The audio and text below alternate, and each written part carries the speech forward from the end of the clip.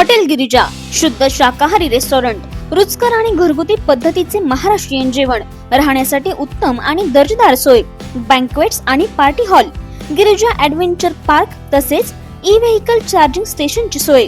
आमचा पत्ता लेण्याद्री रोड, गोळेगाव, जुन्नर.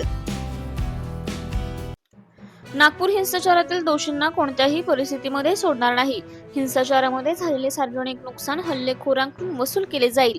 त्यांनी जर रक्कम भरली नाही तर प्रसंगी त्यांची प्रॉपर्टी विकून नुकसान भरपाई वसूल करण्यात येईल, अशा शब्दामध्ये राज्याचे मुख्यमंत्री देवेंद्र फडणवीस यांनी नागपूर हिंसाचार प्रकरणी सरकारची कठोर भूमिका शनिवारी माध्यमांशी बोलताना स्पष्ट केली आहे. हिंसाचार भडकवण्यासाठी सोशल मीडियावर पोस्ट करणाऱ्यांचाही सह आरोपी म्हणून त्यांच्यावर कारवाई केली जाईल.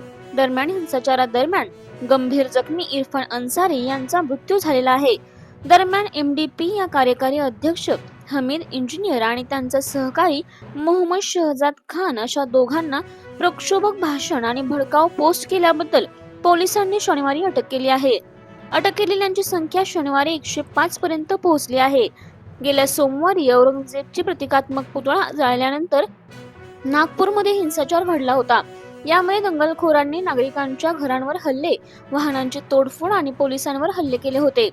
शनिवारी मुख्यमंत्री देवेंद्र फडणवीस यांनी नागपूरला भेट देऊन पाहणी केली. पोलीस आयुक्त कार्यालयात सर्व वरिष्ठ अधिकाऱ्यांबरोबर आढावा बैठक घेतल्यानंतर त्यांनी पत्रकार परिषदेमध्ये भूमिका स्पष्ट केली. इंडिया 24 न्यूज एक्सप्रेस मराठी, आपली बातमी, आपला विश्वास, आपला आवाज.